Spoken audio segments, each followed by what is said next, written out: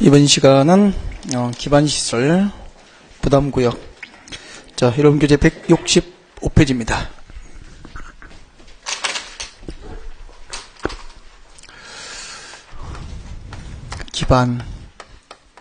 기반시설 부담구역.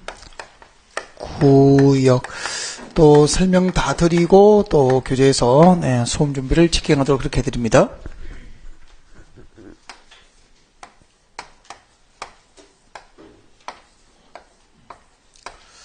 서면역. 서면역 주변지역에서 이제 역세권 아파트 재건축을 할 때 도시지역입니다. 자, 도시지역은 용도지역이 주거지역, 도시 상업지역, 그리고 공업적으로 용도지 지정되어 있는 지역은 대부분 개발이 완료됐습니다. 네.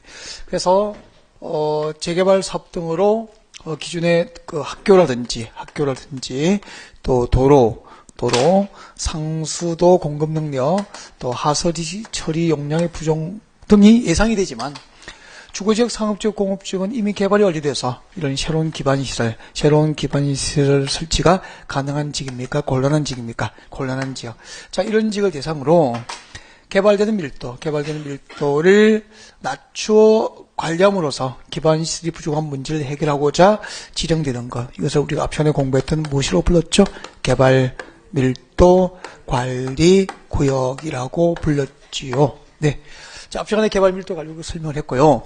자, 이제 기반시설 부담구역은 오늘 날씨도 좋은 거죠. 이 정도면 괜찮고. 네. 아침에 부산 벚꽃 축이돼.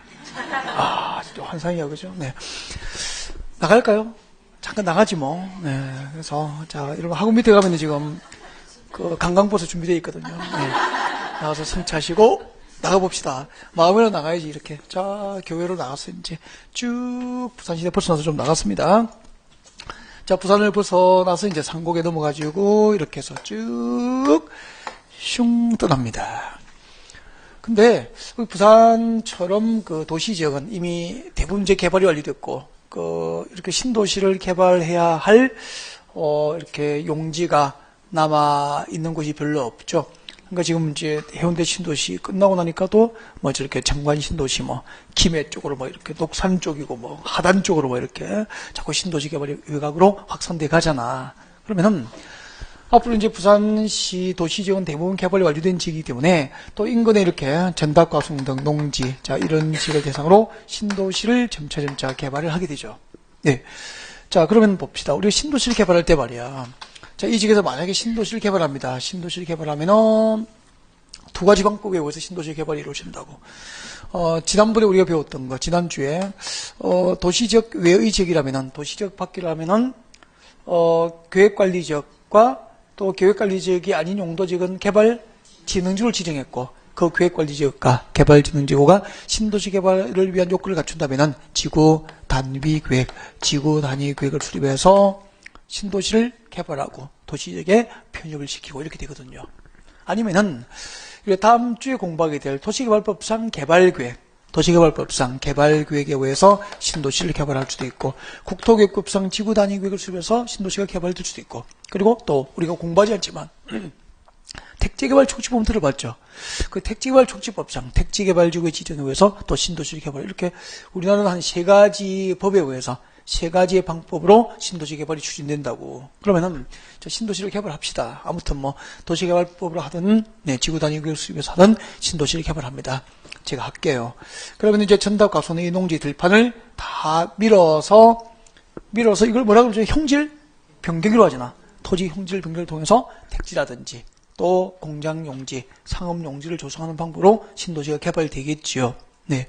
자, 이렇게 이제 상업용지나 주택용지가 개발되면은 해당 지역의 도시로서 기능이 발휘될 수 있도록 도시 기반시설, 도로라든지 상하수도, 도시가스, 공원, 주차장, 녹지, 학교 등 기반시설을 확충하게 돼요. 지금까지 신도시를 개발할 때 해당 지역의 도로라든지 상하수도, 그리고 녹지, 학교 등 기반시설은 해당 자치단체, 부산에서 신도시를 개발할 때는 부산시에서 해당 지역의 도로라든지 상하수시설 등 기반시설을 전부 비용을 부담해서 설치를 해왔다고. 그러니까 정관 신도시 같은 경우에는 부산시 돈으로, 부산시 예산으로 해당 지역에 도로 만들고 상하수지를 짓고 녹지 공간 조성하고 한다고 신도시 할 때. 그래 왔죠? 우리가 낸 세금으로. 근데 앞으로 이 신도시 개발 지역을 뭐를 지정하냐면은 기반시설 부담구를 지정해요. 해가지고 해당 그 신도시 개발 지역에서 일정한 개발행위를 하는 그 지역 주민들에게 가장 대표적인 개발이 뭐죠? 건축이잖아. 그래서 단독주택과 숙박시설 등 200제곱미터를 초과하는 신축과 정축 행위를 하는 해당 지역 주민들에게 그 지역에 필요한 기반시설을 직접 설치하고 용지를 확보케 하거나 그 기반시설 설치를 위한 비용을 해당 지역 주민들에게 부담시킬 목적으로 지정된 구역을 기반시설 부담구역이라고 한다고. 국민 여러분, 가만히 설명 들어보니까 마음이 편안하십니까? 부담됩니까? 부담되지는 그지? 우리가 세금 냈잖아요. 그 세금으로 해당 자치단체가 신도시 개발지역에 도로 만들고 상하수지 설치하고 학교 등 짓고 또 공원 만들고 했단 말이야. 그러다가 앞으로 신도시를 건설할 때 기반시설 부담구역이 지정된 지역에서는 해당 지역에서 일정한 개발 행위를 하는 그 지역 주민들에게 그 지역에 필요한 기반시설 직접 설치하거나 용지를 확보케 하고 아니면 그 설치 비용을 그 지역 주민들에게 부담시킬 목적으로 지정된 구역이 기반시설 부담구역이다 이 말이야. 들어보니까 좀 기분이 좀 그렇죠. 그래가지고 이 제도가 최초에 2002년도에 도입됐다고. 그때 언론에서 엄청 이 법안을 때렸거든. 세상에 세금 내는데 뭐 또 학교 짓는 비용 또 내라, 도로 건설 비용 또 내라 말이 되냐. 그래가지고 4년 만에 폐지됐다. 한 4년 정도 시간에 폐지됐다가 2009년도 대통령 선거가 딱 끝나니까 다시 부활된 거야. 지금 현재 또 이걸 공부를 해야 되는 거야. 부활됐기 때문에. 네, 기반시설 부담구역이야. 기반시설 부담구역. 일단 무슨 말인지 알겠죠? 그럼 봐. 기반시설 부담구역은 개발밀도 관리구역 아닙니까? 개발밀도 관리구역 왜 신도시 개발지역입니까? 개발밀도 관리구역 왜 신도시 개발지역? 그러니까 항상 제가 어떤 그림으로 설명했는지를 상상을 해두는 게 좋아요. 큰 그림을. 공법은 현장이라고 그랬죠. 그리고 단어 보라고 합니까? 제가 제도 보라고 합니까? 제도. 좀 크게 봐라. 그 다음에 세부적인 것은 나중에 이워도 안 됐다 그러잖아. 그죠? 그러니까 지난번에 모의고사 본 것은 점수가 나와야 됩니까? 안 나와도 됩니까? 아직까지 우리가 시험을 정답을 찾는 기술을 배우는 단계는 아니고 전체적인 개념과 흐름을 잡는 그런 단계이다 말이야. 그죠? 그래서 아직까지 모의고사 점수는 몇 점 나와야 정상입니까? 한 15점부터 30점 사이. 근데 15점부터 한 35점 사이의 점수가 분포하면 지극히 정상이다 이런 얘기죠. 그 36점을 받으면 말고 뭐 12점을 받아도 안 되는 것도 아니다 이 말이야.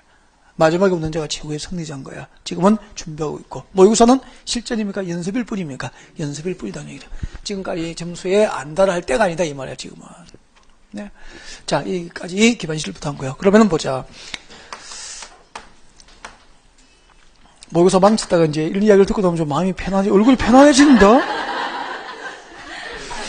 이제 기반시설 부담구역 누가 지정할까 하는 거죠. 개발밀도 관리구역과 기반시설 부담구역 사촌이야. 그럼 부산은 누가 지정해야 되죠? 부산시장. 서울은 서울시장. 그래서 지정권자 또 이렇게 시작해서 군수로 끝나면 돼. 그 다음에 지정 절차. 여러분, 기반시설 부담구역 지정할 때는 아까 그 지역 주민들에게 기반시설 설치 비용을 부담해야 될 경제적 부담을 주게 되죠. 그럼 주민의 의견을 들어야 돼, 안 들어야 돼? 들어야 되겠지. 그래서 주민의 의견을 듣습니다. 주민의 의견을 듣고, 그리고 시장 군수를 지정하니까 시군에 있는 도시계획위원회, 즉 지방도시의 심의를 거치게 되죠. 그러면은 개발밀도 관리구역은 아까 그 지역 주민들에게 경제적 부담을 주는 건 아니었잖아. 맞죠? 지역 주민의 의견을 들어, 안 들어? 안 들어. 근데 개발밀도 관리구역은 주민의견 청취 절차가 없고 기반시설 부담구역은 도시계획위원회 심의 전 주민의견 청취가 들어갑니다. 이게 정답을 결정하는 경우도 있거든요. 챙겨야 된다 말. 나중에 교재에서 다 체크해드릴게. 그 다음에 기반시설 부담구역. 기반시설 부담구역은 어디에 지정될까? 어디에 지정될까? 기반시설 부담구역은 신도시 개발지역이잖아요. 여러분 생각을 해봐요. 신도시가 개발되려면 우리가 세종시를 만들 때 그냥 만듭니까? 세종시 건설을 위한 특별법을 만듭니까? 특별법을 만들어서 해당 지역 충남, 공주, 영기 쪽에 지금 들어갔잖아, 그지? 그 지역의 개발행위 제한을 강화시켰습니까? 다 풀어준 겁니까? 특별법에 의해서 신도시 개발이 가능하도 다 해제, 행비 제한, 개발행위 제한을 완화, 해제를 했단 말이야. 그러면 앞으로 법을 새로 제정하거나 개정을 해서 행위 제한, 해당 지역의 개발행위 제한을 완화하거나 해제를 해줘야 신도시가 개발되는 거 맞죠? 이런 지역을 기반시설 부담구역이 지정하는 거야. 아니면은 용도지역을 변경해야 될 거 아니에요. 용도지역을 변경. 그러면 녹지지역으로 묶였던 지역을 주거지역이나 뭐 상업지나 공업지로 용도지역을 변경해서 해당 지역의 행비제한을 또 완화하거나 해제를 해줘야 신도시가 개발될 거 아닌가. 이렇게 쭉 나가면 됩니다. 그래서 이런 것도 외울 일이 아닌 거야. 개념만 딱 잡고 있으면은 신도시가 개발되면 당연히 법을 만들든지 고쳐서 행비제한을 완화해줘야 될 것이고 또 용도지역 변경해서 행위자는 완화를 해줘야 될 지역이니까. 그럼 이런 거 솔직히 풀어가면 된다고. 그 다음에 기반시설 부담구역이 지정되면은 그 지정 효과로서 여러분 우리 지구 단위 계획구역 지정이 결정 고시면 1년, 3년 내에 지구 단위 계획을 결정해서 고시해야 되죠. 그래서 그 결정 고시된 지구 단위 계획으로 그 구역 지정 목적을 달성해 간단 말이야. 근데 앞으로 기반시설 부담구역이 지정되면은 기반시설 부담구역 지정 고시를 1년 내에 기반시설 설치 계획을 수립하도록 되어 있어. 1년 내에 기반시설 설치 계획이 수립되지 않으면 1년이 된 날의 다음날 기반시설 부담구역을 지정 고시한 고시의 효력은 실효가 되면 풀려버립니다. 섭섭합니까? 시원합니까? 시원하지 뭐. 그 다음에 이제 기반시설 부담구역에서 설치 비용을 누구에게 부과하는지 부과 대상. 앞으로 기반시설 부담구역에서 어떤 개발행위를 하는 주민에게 설치 비용이 부과되는지, 언제까지 부과하는지, 부과 시기, 부과를 받으면 언제까지 납부해야 되는지, 납부 시기. 기반시설 부담구역을 지정할 수 있는 최소 기준 면적이 얼마쯤 되는지, 지정 기준. 기반시설이 배치되려면은 최소한 면적 규모가 10만 제곱미터 이상을 원칙으로 한다. 이런 것들이 출제되는 것들이야. 그래서 제가 출제 가능한 것은 밑줄을 그어서 다시 챙겨드릴게. 제가 밑줄 그어드리지 않은 게 정답을 결정했으면 고발해도 좋다. 됐죠? 근데 또 이렇게 여기에 또 우리 사이에 고발할 사이는 아니잖아. 맞잖아요. 네. 계셔오세요. 자, 165페이지입니다. 네. 자, 기반시설 부담구역이에요. 네, 읽어봐야지. 기반시설 부담구역이란 개발밀도 관리구역 아닙니까? 외의 지역입니까? 외의죠. 그러니까 특별히 필요한 경우 개발밀도 관리구역 안에서 기반시설 부담구역 지정이 허용될 수 있다. X입니까? X입니다. 아까 그림으로 봤죠? 이게 개발밀도 관리구역이잖아. 개발밀도 관리구역 외에 신도시 개발지역을 대상으로 하는 거야. 그래서 개발밀도 관리구역 외의 지역으로서 개발로 인하여 할 때 개발 동그라미. 이때 개발은 재개발 등입니까? 신도시 개발입니까? 신도시 개발이야. 개발밀도 관리구역 외의 신도시 개발로 인해서 도로, 공원, 녹지 등 기반시설 설치가 필요한 지역을 대상으로 해당 기반시설을 설치하거나 그에 필요한 용지 확보 등을 목적으로 지정 고시하는 구역이 기반시설 부담구역이에요. 네. 개발밀도 관리구역 외의 지역을 대상으로 지정됩니다. 그것만 줄 끊으면 돼요. 다음 내려와요. 지정 대상 지역이 나와 있습니다. 아까 개발밀도 관리구역의 지정 대상 지역은 신도시 개발 지역이죠? 그럼 신도시가 개발되려면은 아까 이야기 다 했잖아. 법을 만들든지 제정하든지 개정해서 행위제한 풀을 줘야 되고 용도지역 변경해서 행위제한 풀을 줘야 되고 그죠? 이렇게 나가면 돼요. 이제 조금 이따 보고 줄 것이십시오. 특별시장관계시장 특시로 시장 건설출고고 누구죠? 지정권자. 지정권자는 다음 손 떼고 다음 중 한 개에 해당한 지역에 대해서 기반시설 부담구역이 지정이 가능하다라고 해서 밑에 보면 지정 대상이 4개가 나온다고. 1번 줄 거요. 법령의 줄 것이십시오. 법령을 제정하고 개정해서 행비제한을 완화하거나 해제하는 지역은 필연적으로 신도시 개발이 수반되죠? 지정한단 말이야. 다음 들어봐요. 줄 것이십시오. 용도 지역 등이 변경되거나 해제되어서 행비제한이 완화되는 지역. 그 밑에다가 예를 들면 적으십시오. 용도지역이 변경돼서 행비제한이 완화되려면 주거지역이 녹지지로 변경돼야 됩니까? 녹지지역이 주거지로 변경돼야 됩니까? 녹지지역이 주거지로 변경돼야 되는 거예요. 예를 들면 그렇게 돼야 된다고. 녹지지역이 주거지로 변경되는 등 용도지역 변경으로 행비제한이 완화되는 지역. 그 다음에 책자를 넘겨요. 3번이 나와 있죠? 3번에 보면은 동그라미 1번, 2번이 있단 말이야. 그 동그라미 1번, 2번을 해야 된다고. 동그라미 1번 줄 거요. 해당 지역의 전년도 동그라미, 전년도 개발행 허가 건수가 전전년도 동그라미, 전전년도 개발행 허가 건수보다 몇 프로? 20% 이상 증가된 지역입니다. 전년도 개발행 허가 건수가 전전년도 개발행 허가 건수보다 20% 이상 증가된 지역입니다. 여보세요. 여러분, 여기가 정관신도시야. 정관신도시 개발지역이에요. 이게 이제 정관신도시 개발지역이라면은 이 지역의 2013년도 개발인가 건수가 1000건이었다? 개발인가 건수 끝났었어. 정관신도시 지역에서. 근데 2014년도 있잖아. 전전년도에 1000건인데 2014년도에 개발인가 건수가 2000건으로 폭발적으로 증가한 거야. 전전년도보다 2000건이니까 1000건이 2000건 되면은 20% 이상 증가된 거 맞죠? 이런 지역은 개발의 건수가 폭발적으로 증가됐다는 거죠. 가장 대표적인 개발이 뭔데? 건축이 이루어졌다는 거잖아. 그만큼 건축을 위한 개발의 건수가 많이 증가됐으니까 건축이 이루어지면 도로도 필요하고 상하수 시설, 공원도 필요하고 녹지 조성도 필요하잖아요. 그래서 이런 지역을 기반시설 부담구를 지정할 수 있단 말이야. 다음 동그라미 2번 줄 거죠? 해당 지역의 전년도 동그라미, 전년도 인구 증가율이 그 지역에 속한 시군의 전년도 동그라미, 해당 지역의 전년도 인구 증가율이 그 지역에 속한 시군 전년도 인구 증가율보다 몇 프로 이상? 20% 이상 높은 지역이죠. 그러면 잡아요. 여러분, 전년도에 우리 부산시 인구 증가율이 2%였다. 예를 들어서 2014년도 부산광역시 인구 증가율이 2%였다고. 근데 정관신도시 개발지역의 2014년도 인구 증가율이 26%였다? 그럼 봐요. 이 정관신도시가 개발된 이 지역의 인구 증가율은 전년도에 26%잖아. 근데 이 지역에 속한 시 인구 증가율은 몇 프로죠? 2%잖아. 이 지역의 인구 증가율이 그 지역에 속한 시 인구 증가율보다 20% 이상 높죠? 그럼 여기에 정관신도시 지역에 그만큼 아파트를 많이 지어서 인구가 증가된 거 아닙니까? 텐트 치고 인구 증가됩니까? 아파트 지어야 되지. 그만큼 아파트가 많이 들어서면은 그 지역에 도로도 필요하고 상하수도 필요하고 학교도 필요하잖아. 기반시설 부담금 지정한다는 말이야. 됐습니까? 그 개념에 의하면은 별거가 다닌다는 거죠. 그러면은 개발 밀도 가지고가 기반시설 부담금은 퍼센트는 전부 몇 퍼센트죠? 20%라. 몇 년? 2년 20% 됐고. 다음 내려봐요.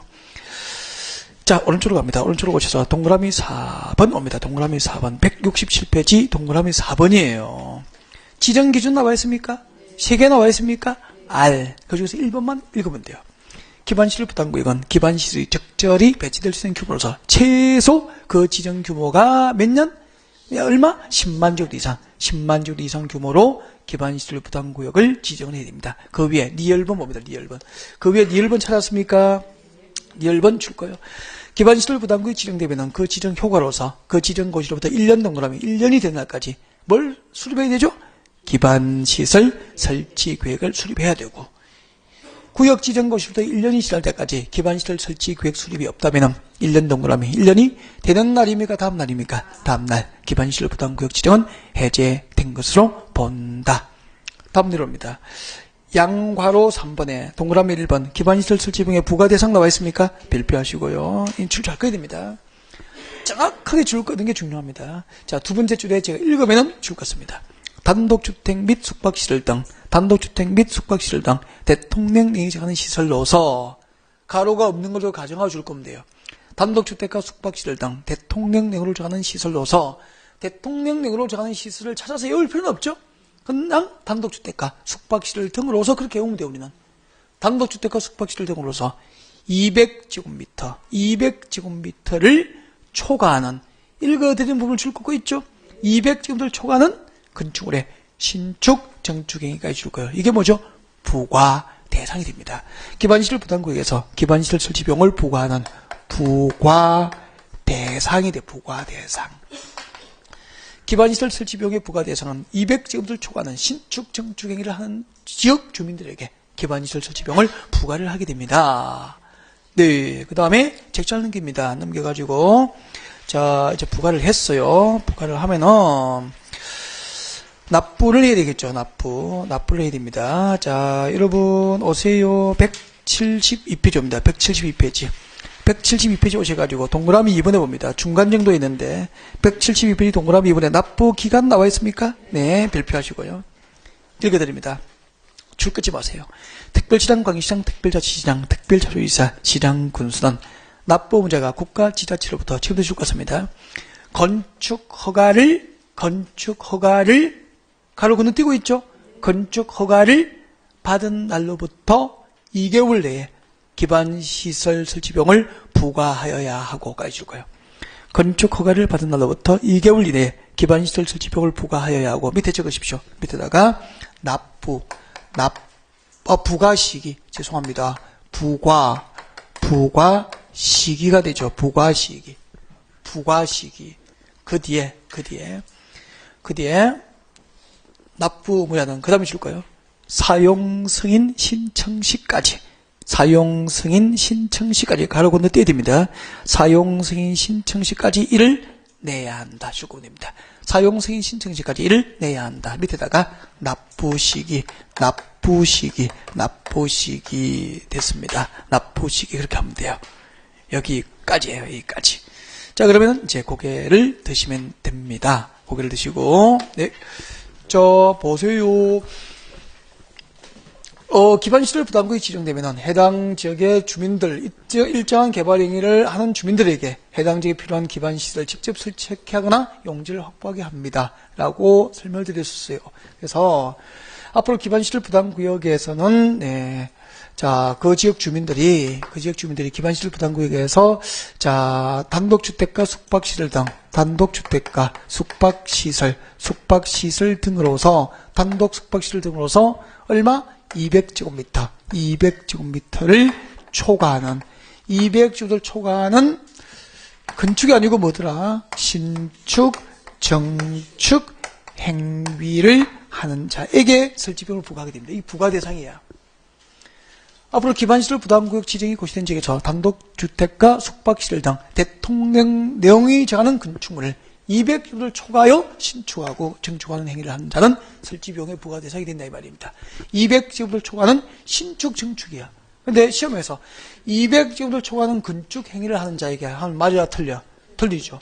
왜요? 건축법상 건축하면 신축, 증축 외에도 개축, 재축, 이전이 다 포함되어 버리니까 틀린다 이 말입니다. 그래서 신축과 증축 행위를 하는 자에게 부과합니다. 정확하게 외우고 다음에 신축과 증축은 건축법상 건축 맞죠? 건축법상 건축은 임의로 할 수 있습니까? 허가를 받아야 됩니까? 그러면 그 신축과 증축 행위를 하기 위해서 건축법상 건축 허가를 받을 거 아닌가? 건축 허가를 받겠죠. 그 건축 허가를 받은 날로부터 몇 개월 내에? 2개월 내에 설치비용을 부과하게 됩니다. 이게 뭐가 되죠? 부과 시기가 되는 거야.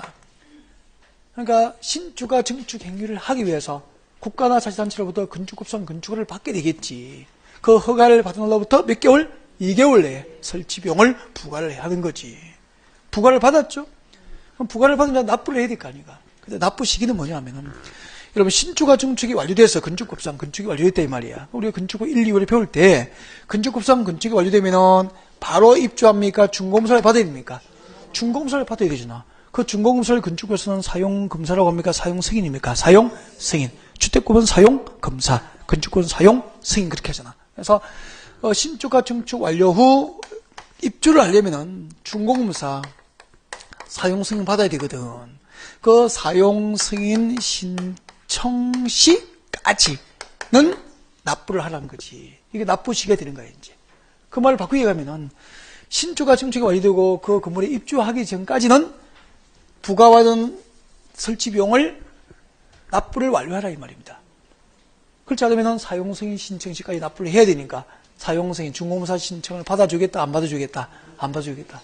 그러니까 기반시설 설치비용 부과받은 설치비용을 납부한 영수증 첨부해야 준공사 사용승인 신청을 받아주겠다. 얼마나 강력한 제도야. 이거 안 내면은 자기가 신축한 건물에 입주할 수 있어 없어? 없어. 준공사 못 받으니까. 그런 제도라고 이게. 세 가지 했습니다. 단독주택과 숙박시설 등 200제곱미터를 초과하는 신축, 증축 행위를 하는 자에게 부과함. 신축과 증축을 위한 국가나 자치단체로부터 허가 등을 받은 날로부터 2개월 내에 부과함. 부과를 받은 자는 신축과 증축 행위 완료 사용승인 신청 시까지 납부를 하여야 함. 그렇게 하면 되잖아. 나머지 이제 기타 등등 174페이지 와봐요. 174페이지에 설치 비용에 물납이라고 나와 있습니까? 보통 이제 뭐죠? 현금 납부가 원칙인데 이제 뭐 신용카드라든지 등등 네, 물납까지도 가능합니다. 네, 한번 보십시오. 그래서 9번에 1번 정도, 9번에 기억 번영도 R 표시해두면 돼요. 그 다음에 납부 기대 연기와 분할 납부가 나와 있습니다. 10번은 R 표시, 뭐 별표할 필요는 없을 것 같고, 건너편에 175페이지 10번. 납부 기대 연기와 분할 납부도 제도가 있구나라고 하는 거 아는 게 좋을 것 같습니다. 여기까지요, 여기까지. 됐습니다. 네. 자, 여기까지. 그 다음에 이제 책장을 넘기면 됩니다. 넘겨서, 180페이지 와봐요. 180페이지. 189페이지 오면은 2번 봅니다. 제2절에 해가지고 도시공격시설 설치관리라고 나와 있습니까? 네, 도시공격시설 설치관리. 이런 것은 수업을 하는 파트는 아니거든요. 그냥 R 표시해서 참고를 한번 읽어보시든지. 그 다음에 182페이지 와요. 182페이지 제3절 공동구라고 나와 있습니까? 공동구. R. 의하고 그 밑에 내려봐. 2번. 2번에 공동구 설치해서 양가로 1번 공동구의 설치 대상 지역 R 해놓고 잠깐만 고개를 내요. 잠깐 이야기를 좀 합니다. 우리가 길을 가다 보면은 맨홀 뚜껑을 열고 공사를 하거든요. 호기심에 한두 번 들여다보게 되고, 거기 보면 전기시설, 가스시설, 상하수도시설, 그리고 뭐 강케이블, 통신시설 등이 지하에 공동으로 수용된 시설물이 보인다고. 이게 전기, 가스, 통신, 상하수도 등 지하 시설물을 공동으로 수용하고 있는 그 맨홀 뚜껑 안에 시설물이 뭐죠? 공동구예요, 공동구. 공동구 뭔지 알겠죠? 네. 중개학과 크게 관련성이 있어, 없어? 없으니까 단독 출제는 한 번도 안 된 것 같습니다. 시험에 안 나오는 파트다, 이 말입니다. 혹시나 해서 지나갈 때마다 중요한 거 몇 가지는 체크를 하게 돼요. 나중에 5, 6월 달에 마지막 일로 할 때. 그래서 개념을 알고 있어야 되니까 공동구가 그거고요. 읽어보시면 되고, 그 다음에 공동구 설치 대상 지역은 줄 거예요. 줄 것이십시오. 다음에 해당한 지역. 다음에 해당한 지역이 박스에 몇 개 있습니까? 5개 나와 있네. 대표적으로 도시개발구역 줄 것입니다. 택지개발지구 줄 것입니다. 경제자유구역 줄 것입니다. 정비구역 줄 것입니다. 그래서 도시개발사업가, 택지개발사업가, 경제자유구역, 그리고 정비구역에서 정비사업을 할 때 다시 올라갑니다. 그 면적이 얼마를 초과하면 200만 제곱미터 초과 동그라미 해놔야 되죠. 200만 제곱미터 초과하면 공동구 의무설치 대상지역이 되는 거야. 의무설치 대상지역이 되는 거야. 200만 제곱미터 초과하면 해당 지역에서 개발 사업을 하던 자, 도시개발구역이면 도시개발 사업 시행자 될 것이고, 정비구역이라면 정비 사업 시행자가 네, 공동구를 의무적으로 뭐 해야 되죠? 설치해야 한다. 앞으로 신도시 개발할 때, 그리고 재개발 재건축 등 정비 사업을 할 때, 택지개발 촉진법상 택지개발 사업을 할 때, 그 면적 규모가 얼마를 초과하면은 200만 제곱미터를 초과하면은 법상, 국토교육법상 공동구 의무 설치 대상이 되구나. 그렇게 하면 돼요. 그러면은 해운대 신도시는 개발 규모가 200만 제곱미터 넘어 안 넘어? 넘겠지 뭐. 넘는다면은 이 동네는 공동구가 의무적으로 설치를 했어야 돼. 그럼 도로 밑에 전기시설, 가스시설, 통신시설 등이 다 매설되어 있으니까 지상에는 보기 흉한 전신주가 보여야 됩니까? 안 보입니까? 안 보이는 깨끗한 도시가 된다 이 말입니다. 그래서 앞으로 신도시 개발하고 재개발, 재건축 등 정비사업하고 택지 조성할 때 그 규모가 200만 제곱미터를 초과하는 동네는 지상에 전신주 세우지 말고 네, 지하에다가 의무적으로 뭘 설치해라? 공동구 넣어라. 그런 이야기입니다. 이해가 됐죠? 네. 시험에는 안 나와요. 근데 이번에는 잘 모르겠어요. 내가 출제 안 하니까. 넘어갑니다. 187페이지 가다가 네. 공동구 관리비용 등 나와 있습니까? 관리비용의 부담. 관리비용의 부담에서 동그라미 1번 R 해놓고 넘어가요. 광역시설 와요. 광역시설. 제4절 광역시설 R. 광역시설은 첫날 배우는 거 아닙니까? 다 배웠지 뭐. 한번 해보지 뭐. 거기 한번 들어볼까요? 광역시설이 뭘까요? 광역시설. 광역이 무슨 뜻이라고 배웠습니까? 넓은 지역입니까? 두 개 이상의 시군입니까? 둘 이상 시군이야. 광역시설 때 시설은 무슨 시설이죠? 기반시설. 도로 등 기반시설이야. 그럼 봐봐. 광역시설 이런 뜻이라고요. 자, 도로와 같은 기반시설 중에서 두 개 이상의 시군 관할구에 걸치는 시설은 광역시설이 되는 거야. 그럼 기반시설 중에서 두 개 이상의 시군에 걸치는 시설, 지하철, 두 개 이상의 시군에 걸치잖아. 철도, 한반도 대운하, 그죠? 고속국도, 이것은 광역시설이 되는 거야. 그 다음에 기반시설 중에서 말이야, 두 개 이상의 시군이 공동으로 이용하는 시설, 뭐가 있죠? 김해, 공항. 공항은 두 개 이상의 시군이 공동으로 이용하는 시설이잖아. 종합, 운동장, 이런 것들. 그리고 뭐 항만시설. 두 개 이상의 시군이 공동으로 이용할 수 있죠. 부산항의 물동량은 부산에서 생산된 컨테이너만 처리합니까? 경남 쪽에도 다 들어옵니까? 경남 쪽에 수출입 물량 처리하기 위해서 다 들어오죠? 그럼 부산항도 두 개 이상의 시군이 공동으로 이용하잖아. 이런 것들이 다 광역시설이란 말이야. 내려오시고. 저 밑에 광역시설 설치 관리. 이런 거 나오면은 거의 틀립니다, 수험생들은. 그래서 안 틀렸으면 좋겠어. 혹시 내더라도 잘 안 나오는데 줄 거예요. 광역시설의 설치 및 관리는 제일 밑에 줄이야. 자, 광역시설의 설치와 관리는 일반적인 도시군 계획시설의 설치 관리 규정에 따른다. 이게 원칙입니다. 그러니까 일반적인 도시군 계획시설 설치 관련 규정에 따라서 광역시설 설치 관리함이 원칙이다. 그런 뜻 아닙니까? 네. 근데 예외 봅니다. 협약 협의회는 R 읽어보시고 특수법인은 별표 하나 할까? 네. 자, 뒤에 줄 거 주십시오. 국가계획을 설치하는 광역시설 밑줄 칠 거세요. 국가계획을 설치하는 광역시설 밑줄 것이고 밑에 적어요. 국가계획을 설치하는 광역시설 줄 것이고 이 밑에다가 예를 들면은 뭐가 있을까요? 인천공항. 인천공항은 중앙정부의 국가계획으로 설치된 광역시설이지. 인천시에서 인천공항 건설 사업을 결정한 건 아니잖아.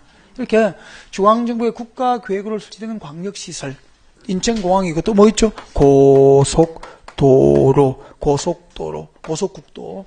이렇게 인천공항이나 고속도로처럼 국가계획으로 설치하는 광역시설은 해당 광역시대 설치 관리를 사업의 목적 또는 사업 종목으로 설립된 법인 동그라미, 법인. 물어볼게요. 인천공항을 설치 관리할 것을 목적으로 설립된 법인이 뭐죠? 인천공항공사. 인천공항공사. 고속도로를 설치 관리할 것을 목적으로 설립된 법인은 한국도로공사. 이런 법인이 설치 관리를 할 수 있게 되는 거예요. 그래서 국가계획을 설치하는 광역시설은 국토교통부 장관이 이를 설치 관리해야 한다. 옳겠습니까? X. 국장입니까? 법인입니까? 법인. 해당 광역시설 설치 관리를 목적으로 설립된 법인이 이를 설치 관리하게 됩니다. 이런 것들 나오면 많이 틀리더라고. 그래서 간단히 챙겼으니까 안 틀려야 됩니다. 네. 틀리면은 틀린 거지 뭐. 넘어갑니다. 아까 도시공 계획시설 결정 시료까지 다 했죠? 네. 그 다음에 책자를 넘겨요. 넘겨가지고 9번에 봅니다. 09번 도시공 계획시설 사업. 도시공 계획시설 사업이 나와 있습니다. 9번에. 도시공 계획시설 사업 찾으셨습니까? 197페이지에 있어. 197페이지. 네. 도시공 계획시설 사업. 도시공 계획시설 사업 펼쳐놓고, 자, 이걸 참 그러네요. 그래, 하자, 그냥. 도시공 계획시설 사업 시작합니다. 시간이 좀 오신 거니까 힘들지도 않죠? 견딜 수 있죠?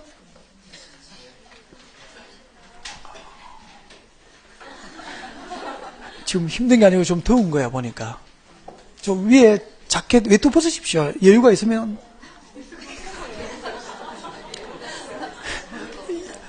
여유가 없으면 벗으면 안 되고. 여유가 있으시면 좀 벗으세요. 덥잖아. 네.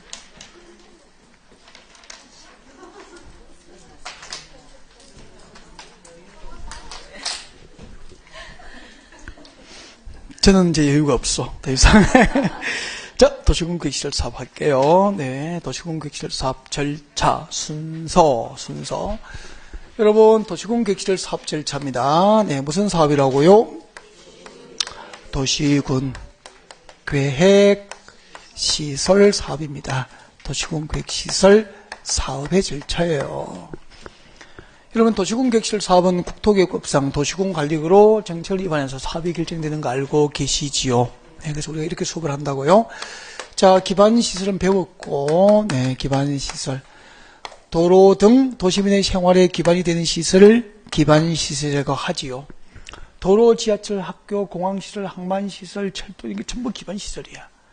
이런 기반시설 설치, 정비, 개량은 무엇으로 결정합니까? 도시군관리계획으로 정책을 위반해서 설치, 정비, 개량을 결정하여 고시를 하게 됩니다. 그때부터 우리는 그 기반시설의 명칭이 바뀝니다. 도시군관리구를 설치를 결정 고시하기 전 도로 등에 대한 법상 명칭은 기반시설. 맞죠? 그 기반시설 중에서 도시군 관리구로 설치를 결정고시 하면은 이름이 바뀝니다. 도시군 계획시설로. 이 도시군 계획시설을 설치하고 정비하고 개량하는 사업이 무슨 사업입니까? 도시군 계획시설 사업이 되는 거야. 이렇게 도시군 계획시설 사업을 도시군 관리구로 정철이 입안해서 사업을 딱 결정고시 하잖아. 그러면은 신도시 개발 사업은 사업비를 사업 시행자 부담해야 된다.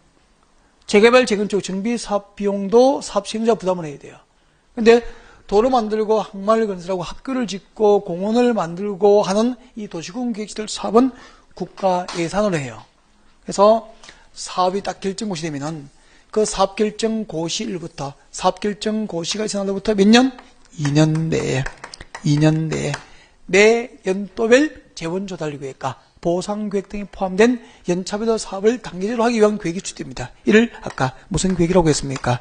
단계별 집행 계획이라고 하는 거야. 단계별 집행 계획. 오늘 아침에 문제 나갔죠? 그럼 단계별 집행 계획은 사업을 도시군 관리로 결정 고시한 사업 결정 고시로부터 2년 내에 단계별 집행을 수립하는 거야. 그때 사업을 결정해서 고시하면은 그 정책 결정의 효력은 후속 조치로서 지행도면 고시를 한 날 결정 고시의 효력이 발생하잖아. 그럼 사업을 결정 고시하는 고시일하고 사업 결정의 효력 발생일은 같습니까? 완전 다릅니까? 완전 다르단 말이야. 그래서 단계별 집행을 수립하는 시기는 사업 결정 고시일부터 2년이야. 효력 발생일로부터 2년입니까? 사업 결정 고시일입니까? 사업 결정 고시일부터 2년 내에 단계별 집행을 수립을 해야 된다 이 말이야. 그래서 자, 단계별 집행계획의 수립 시기는 사업 결정 고시로부터 몇 년이죠? 2년 내에 단계별 집행을 수립합니다. 누가 수립을 해야 될까?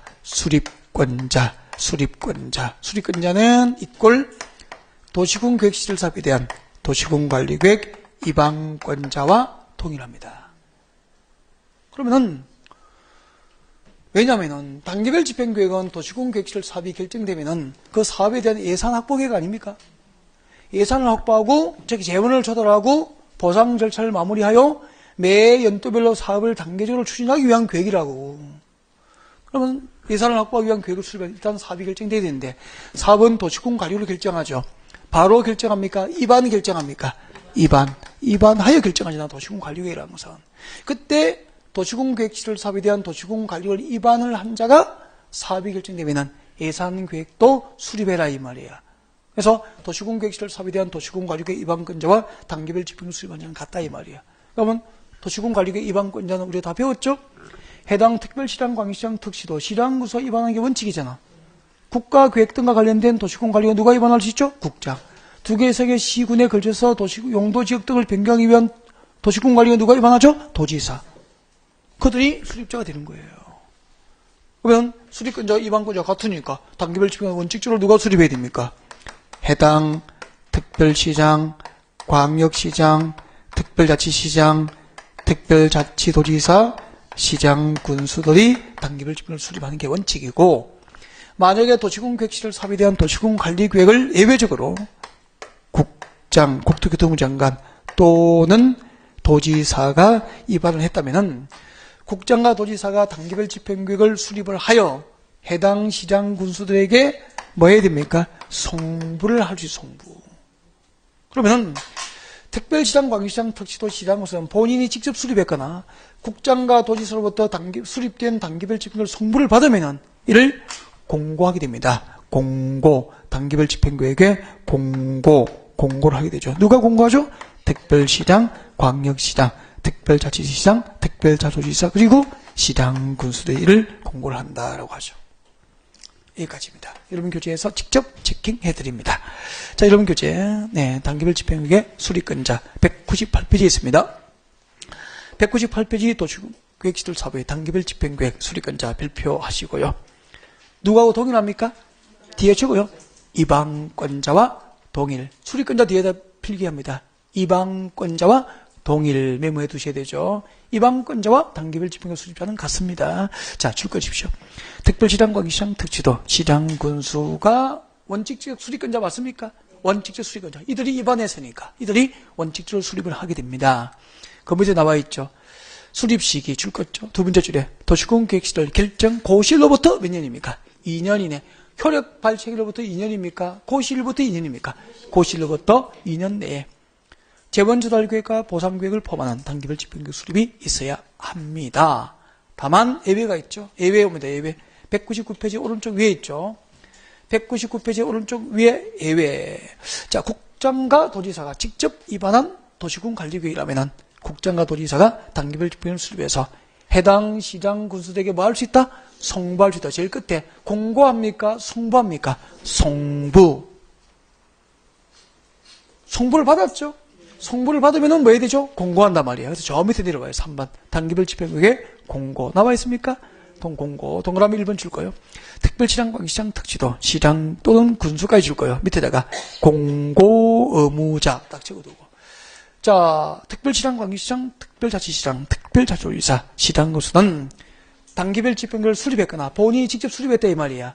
본인이 단기별 집행을 수립했거나 받은 때 누구에게 받았죠? 국장과 도지사로부터. 국장과 도지사로부터 송부를 받은 때는 지체 없이 그 사실을 공고하여야 한다. 공고하여야 한다라고 했으니까 단계별 집행계획을 누가 수립하더라도 공고 의무는 누구에게 있습니까? 해당 시장 군수들에게 공고 의무가 있다 이 말입니다. 중요해요. 아침에 문제 나갈 때 많이 쓰러지잖아. 봐요. 수립근자고 입안고자가 같기 때문에 입안을 한 특별시장, 광시장, 특지도, 시장군수가 단계별 집행계획을 수립하는 게 원칙이라. 다만 도시군 계획시설 사업에 대한 도시군 관리를 국장 또는 도지사가 입안했다면 국장과 도지사가 단계별 집행을 수립해서 공고합니까? 송부합니까? 송부를 하는 거야.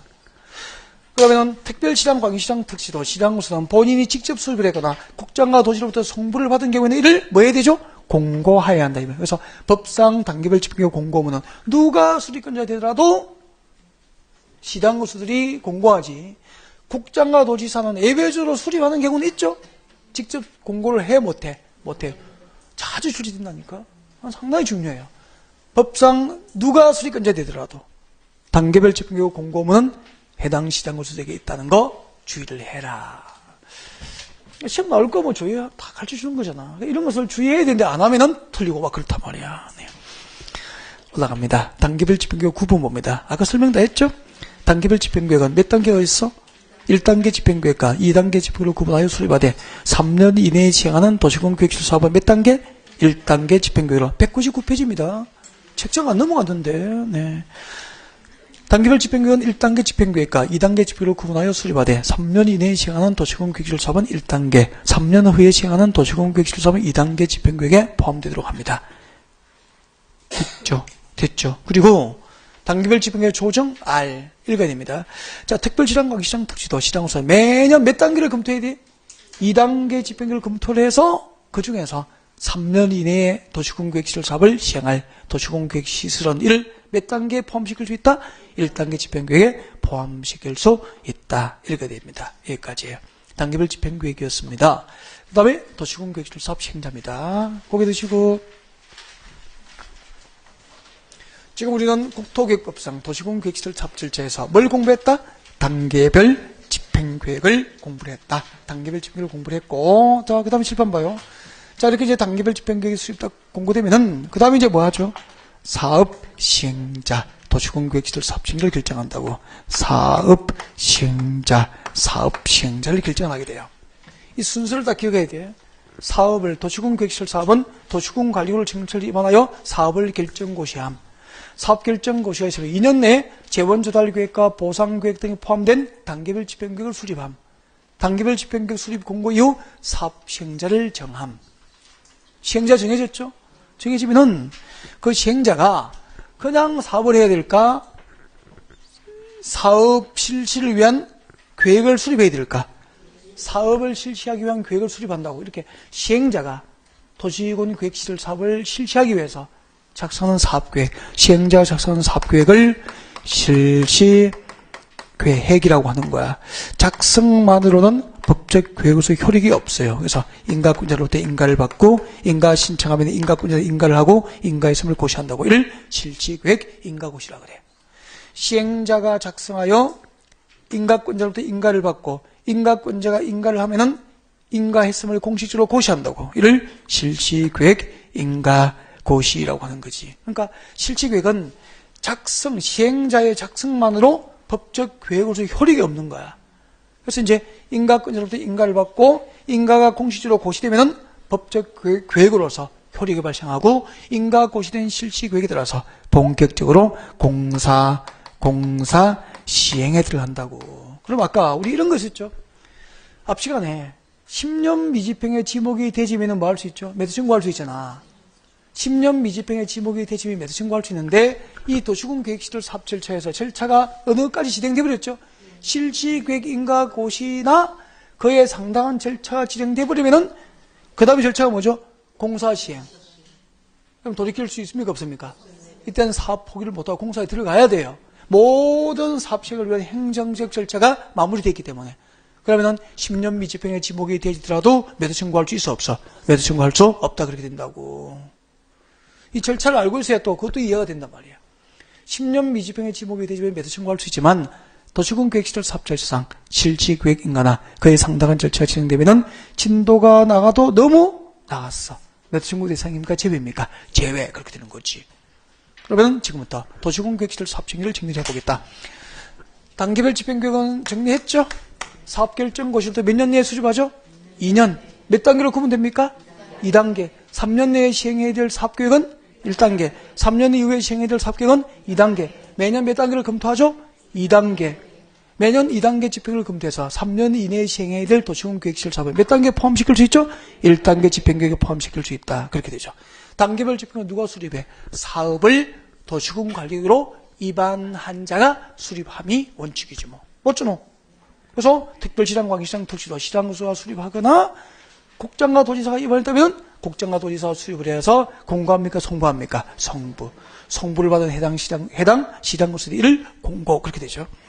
지금부터 도시군계획시설 사업 시행자를 도전합니다. 도시군계획시설 사업 시행자. 여러분은 교재를 짚어가면서 수업을 들으시면 좋겠습니다. 여러분 교재 200페이지입니다. 200페이지 도시군계획시설 사업 시행자. 별표 하나 할까요? 별표 하나 하고. 도시군계획시설 사업 시행자를 별표 하나 하시고 지금부터 교재를 짚어가면서 수업 듣습니다. 네.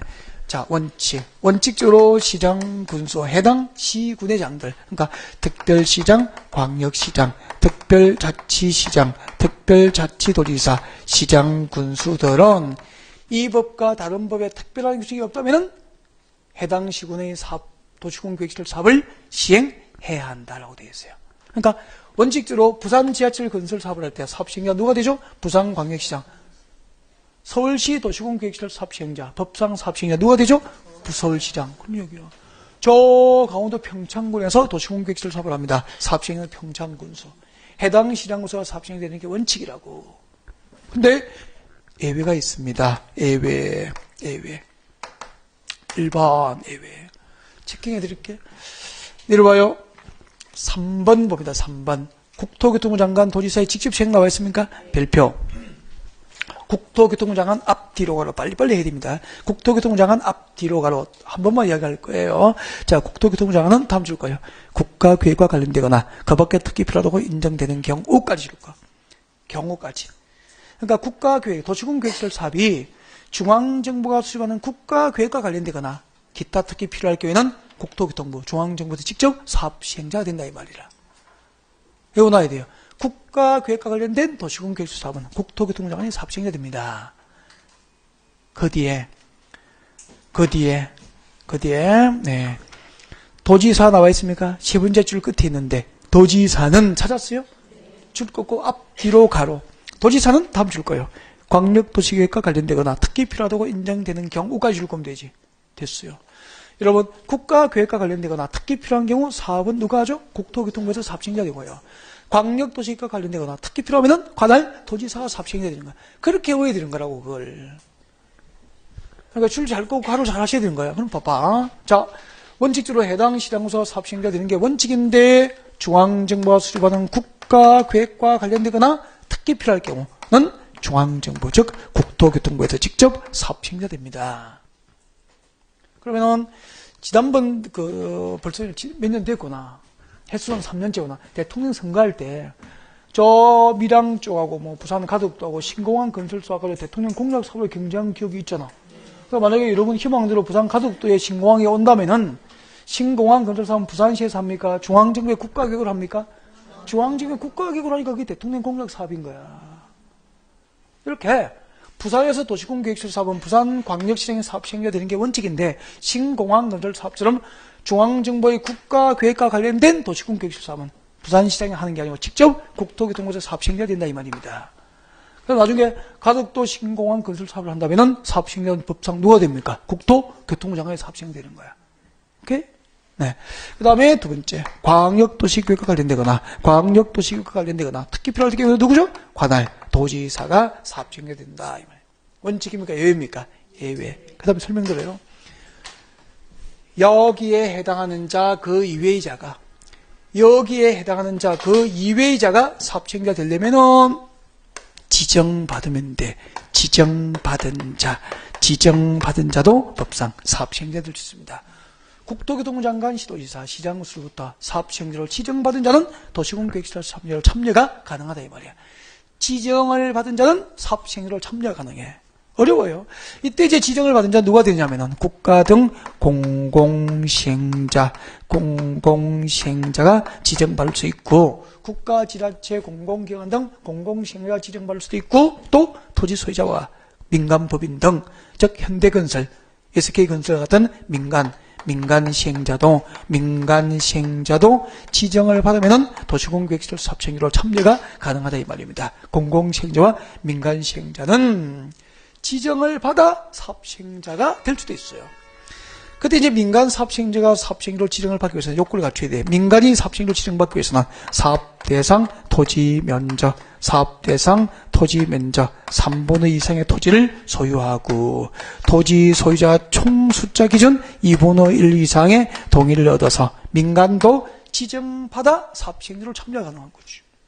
그러면은 현대건설이 부산시 도시공계획시설 사업 시행으로 참여를 하기 위해서는 사업대상 토지 면적 얼마를 소유해야 됩니까? 3분의 2 이상의 토지를 소유하고 토지 소유자 총수 2분의 1 이상의 동의를 얻어서 부산시장의 사업 시행자를 받으면은 부산시 도시공계획시설 사업 시행자로 현대건설 민간 시행자도 참여가 가능하다 이 말입니다. 오케이? 4번 보세요. 지정받은 자의 시행 나와 있습니까? 네. 위 원칙적 시행자와 예비적 시행자, 즉 양가로 1번 내지 3번의 규정에 의해서 시행자가 될 수 있는 자 이외의 자는 다음 신청서를 제출해서 국토교통부 장관, 시도지사, 시장으로부터 지정을 받아 사업 시행을 할 수 있다. 지정을 받아 사업을 시행할 수 있다고 했으니까 지정받은 자 시행자 참여가 가능하다는 이야기잖아. 지정을 받은 자도 사업 시행을 참여할 수 있는 거야.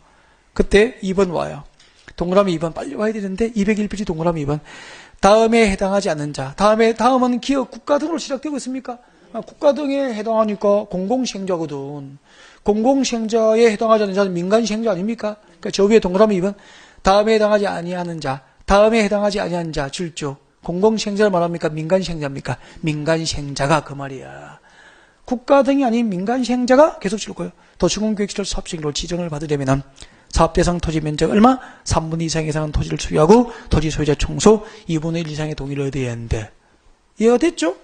여기까지 도시공계획시설 사업 시행자라고. 그 시행자가 결정되면 시행자는 사업 실시를 위해서 뭐 해야 되죠? 계획을 작성해야 되죠? 그가 작성한 사업계획이 뭐죠? 실시계획. 책장 넘겨요. 실시계획 제4를 찾았습니까? 줄 거예요.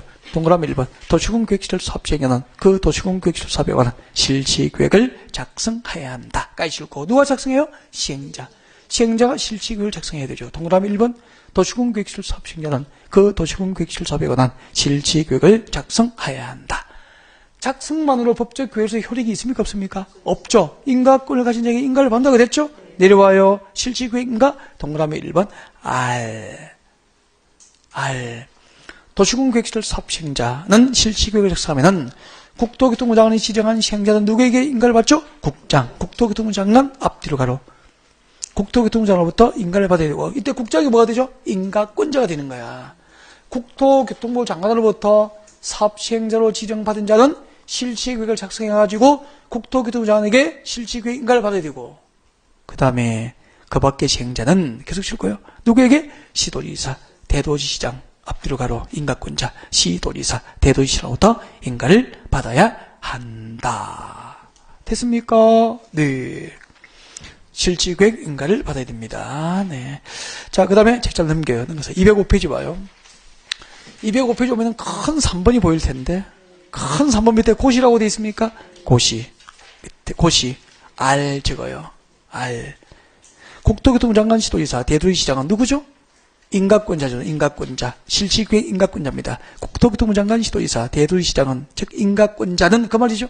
인가권자는 실질계획을 작성 또는 변경 작성하거나 인가 또는 변경 인가한 경우에는 국토교통부 장관이 하는 경우에는 관보에다가 관보 동그라미.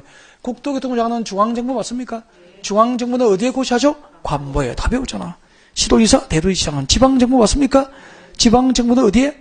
공보 동그라미. 공보에다가 다음 사항을 게시하는 방법에 따라서 그 내용을 고시해야 한다. 고시 동그라미. 이때 고시를 무슨 고시라고 합니까? 실시계획 인가 고시라고 하는 거야. 그러니까 인가권자가 인가하면은 관보나 공보를 통해서 실질계획 인가를 고시한다는 이야기가 되죠. 여기까지입니다. 제가 오다가 뭐 중요 표시한 건 없는 것 같죠? 네, 넘어갑니다. 208페이지 제5절 사업 시행자에 대한 지원. 여기가 이제 중요하죠. 그래서 제5절에 별표를 해놓고 네, 잠시 휴식 후에 들어와서 제5절을 다룹니다.